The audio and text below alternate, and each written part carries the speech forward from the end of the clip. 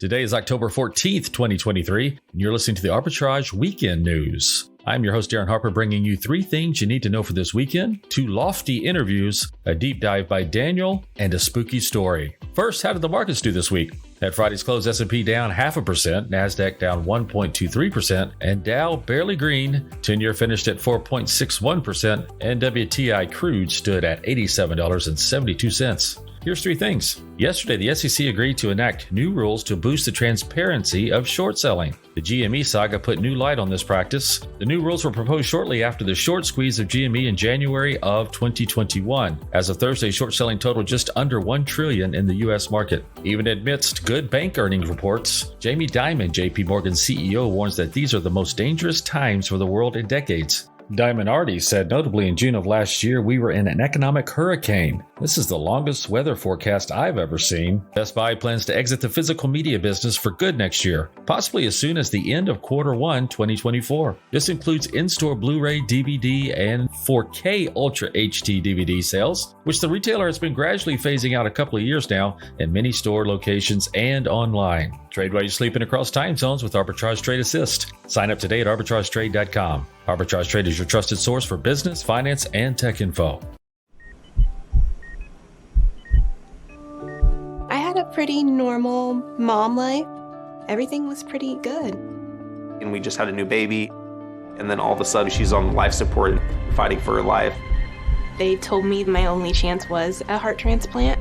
And the American Heart Association helped make that possible. Their research helped save me.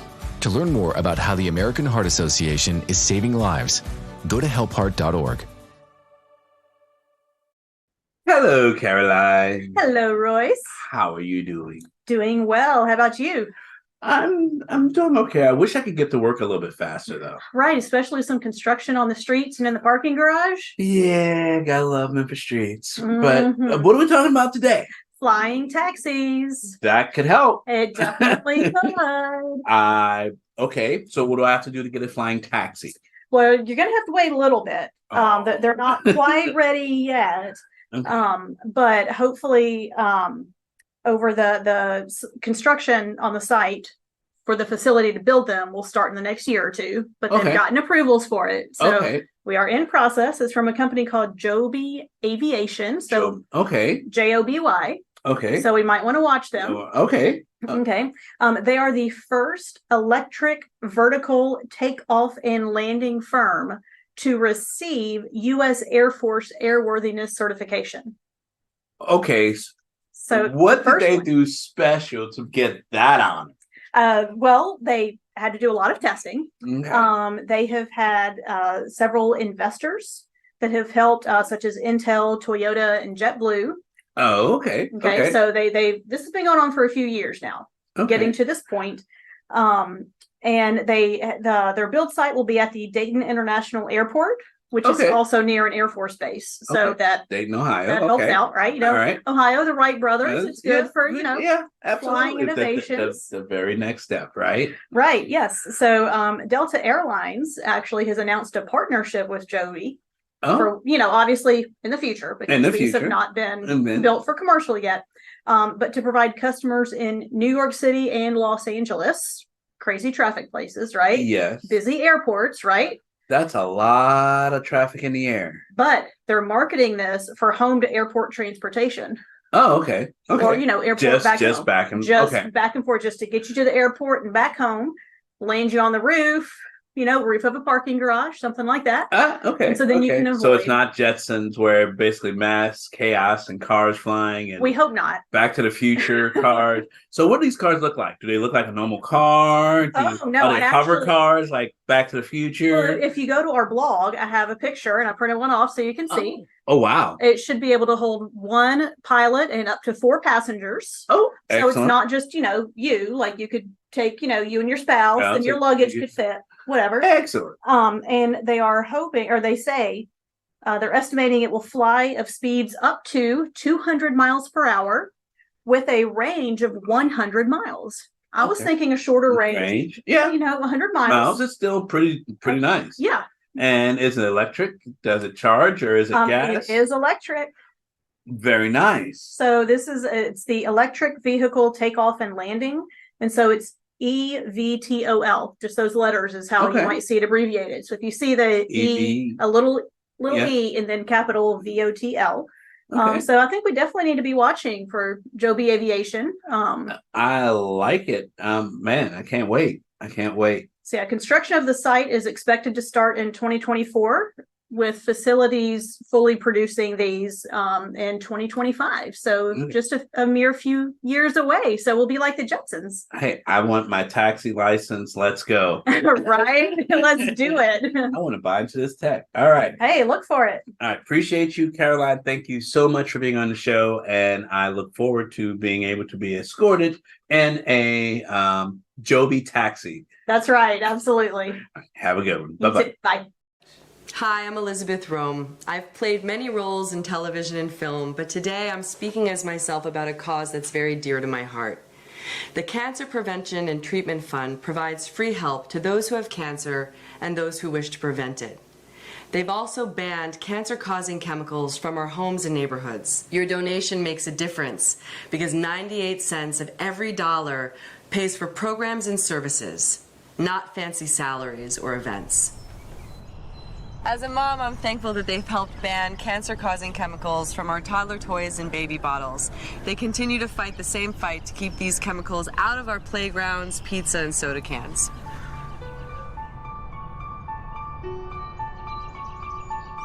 Please donate today to the Cancer Prevention and Treatment Fund at stopcancerfund.com. Hello, Captain Harper. How are you? Hi, Royce. Pay attention. Have you seen the new Star Trek? Strange New World? It's a brand new. Not. It's on. I think it's on Paramount Plus. It's on Paramount Plus. This is not an ad for that, but space flight has been very interesting. And so basically, if we're going to get back to our roots, love space. What can you tell me? What do you know about space? It's big. It's vast. It's not explored.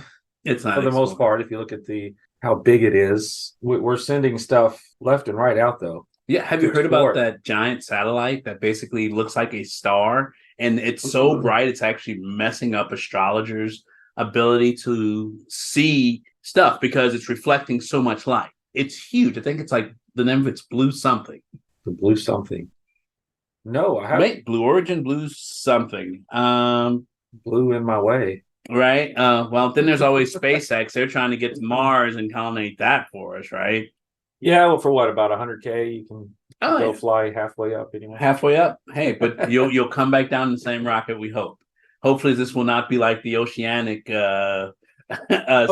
sub experience we had earlier this year. So you got Space, the Final Frontier, and the ocean kind of was a frontier to be explored as well. But there's a lot of stuff down there, but make sure you have good enough equipment to do it, is my opinion, right?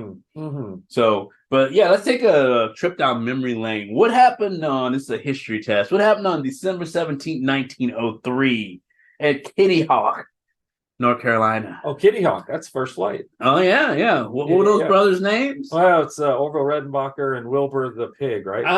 No. Mostly you.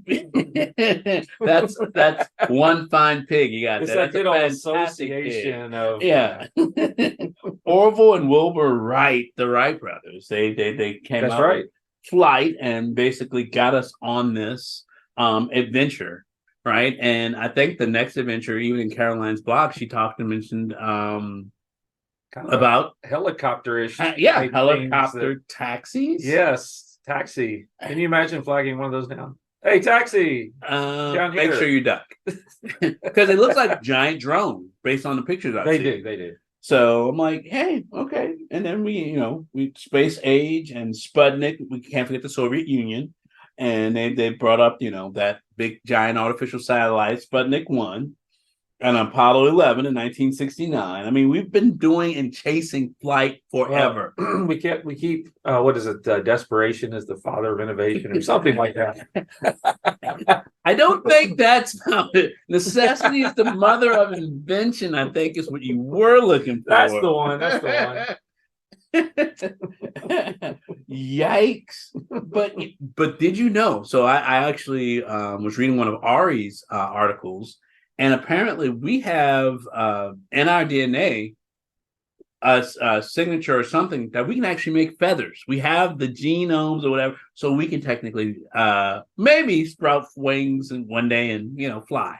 So then I can call you a bird brain and not get in trouble. That was pushing it. That was pushing it. But you know what? It's the weekend. I will let it slide. I believe I can fly. Oh boy! If you guys are having fun with this, make sure you visit arbitragetrade.com/blog and read more about the dawn of flight and basically our pioneering into the sky.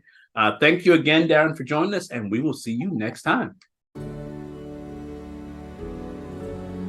Hi, I'm EJ Williams for American Humane. For thousands of years, dogs have been our best friends in our worst times. Today, we're also learning that our best friends, millions of whom are abandoned each year, are often the best medicine when people are facing obstacles. To help both people and animals, organizations like American Humane have been working to harness the healing power of the human-animal bond, finding animals in need of forever homes and training them as life-saving service and therapy dogs to help our veterans, the elderly, and children overcome the daily obstacles of life. In this way, the rescued can become the rescuers. To find out how you can help give animals and the people they help a new leash on life, please visit AmericanHumane.org.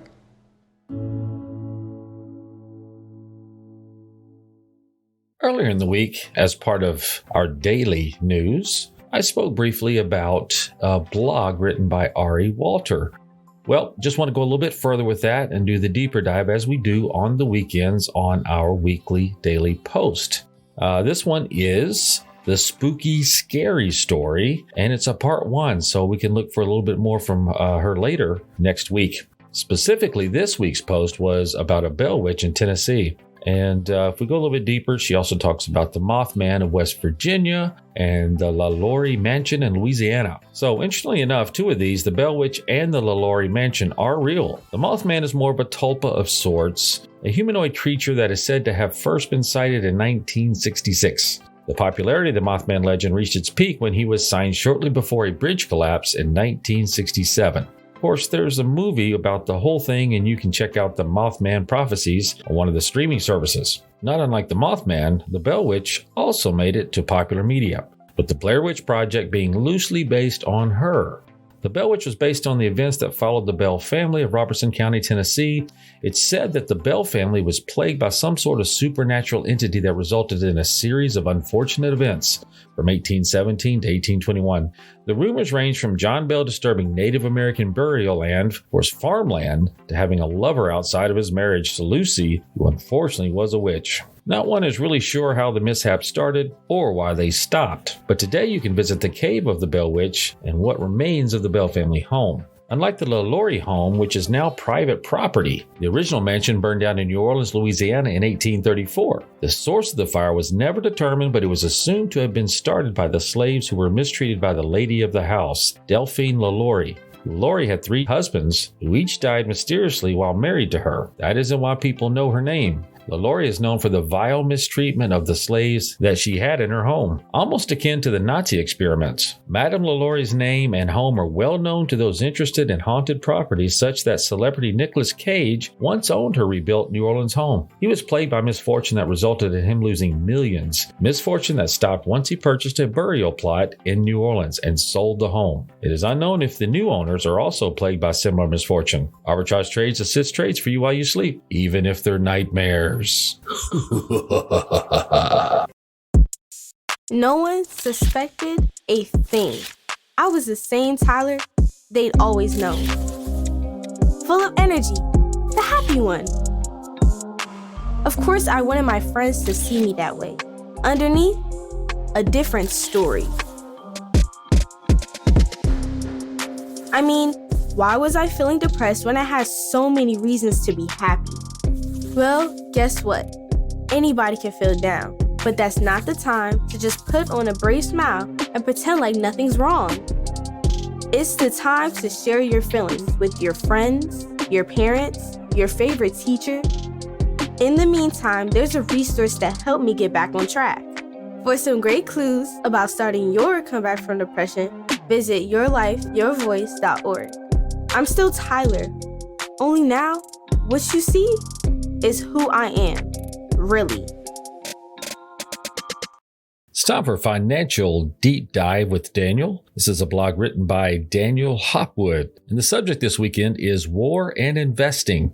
War and conflict have been intrinsic to the human narrative since the dawn of our existence. What were once disputes over land or resources have now evolved into cultural wars, often fueled by governments and the military-industrial complex. You've probably heard the adage, war is good for business, but who truly profits from wars? How can you as an investor take advantage of it? While defense contractors such as Lockheed Martin and Northrop Grumman may see an immediate surge in stock prices during conflicts, their long-term performance doesn't always outshine the broader market. Over the past 5 years, Lockheed has risen about 33%, Northrop has climbed about 55%, and the S&P has appreciated about 57%. This suggests the potential pitfalls of betting heavily on single stocks when the market in general can offer better returns. Mark Armbruster, president of Armbruster Capital Management, analyzed the time frame from 1926 through July 2013 and discovered that during wartime, stock market volatility was often lower than in peacetime. Furthermore, JP Morgan's fund's chief global strategist David Kelly noted that investors today are somewhat desensitized to geopolitical events. Having witnessed recoveries post 9/11 and after the Great Financial Crisis, investors tend to view disturbances in distant lands as less impactful.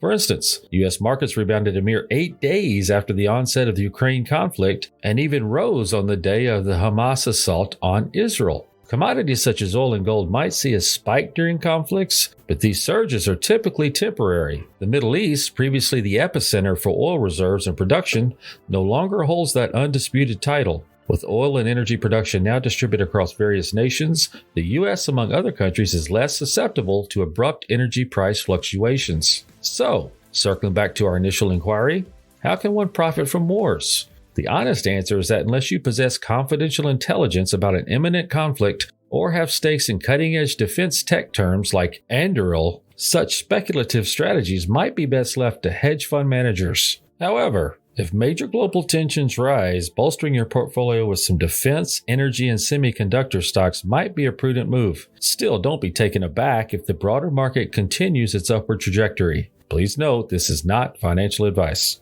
The challenges our planet's animals are facing sometimes feel a bit heavy. The animals haven't eaten in a day, 2 days, they haven't drank anything, they're cold, they're dehydrated. As soon as we started our descent, everywhere I could see was mud. Just absolutely mud. The country has been in prolonged drought for so long, it was like a tinderbox waiting to go up. Okay, very heavy. Each of us wants to be part of the solution, and we can be. Remember that there's good happening right now. At home. All right, we were able to get into your unit, and we have all 4 of your cats. So, okay. And around the world. For any animal in any disaster. So let's focus on that, right? Be part of the solution, one rescue at a time. Search ifa.org/disaster ready. Winners and losers this week. Harmony is bad and good. Okay, there's a theme this week. A loser is Harmony Biosciences Holding, or HRMY. The company's drug candidate failed to meet main goal of late-stage trial to treat excessive daytime sleepiness, or EDS, in patients suffering from idiopathic hypersomnia. It's a rare neurological condition. Pitolisant, sold under the brand name Wakix, among others, is a medication for the treatment of narcolepsy. It hit its 52-week low Friday at $18.61, 52-week high of $62.09. And the winner, Harmony Gold Mining Company. Its ticker HMY. Gold miners capitalized on gold's rise this week. Spot gold was up 1% at $1,850.30 an ounce as the military conflict in the Middle East prompted safe haven buying of investments like bullion. Harmony hit a high of $4.92 after gapping up pre-market Friday and was up over 24% for the week. 52-week high of $5.43 and a low of $2.47. Thank you for joining us today for another edition of Arbitrage Weekend News. You can always find us at arbitragetrade.com and all social media platforms. Enjoy your weekend. Arbitrage Trade Analytics LLC is a privately held research company. Arbitrage Trade Analytics LLC is solely responsible for the preparation and distribution of the contents of this podcast. The opinions offered in this podcast are for informational purposes only and are not intended to function as investment advice. Seek a duly licensed professional for investment advice. For more information about the informational research and services offered by Arbitrage Trade Analytics LLC, please visit arbitragetrade.com.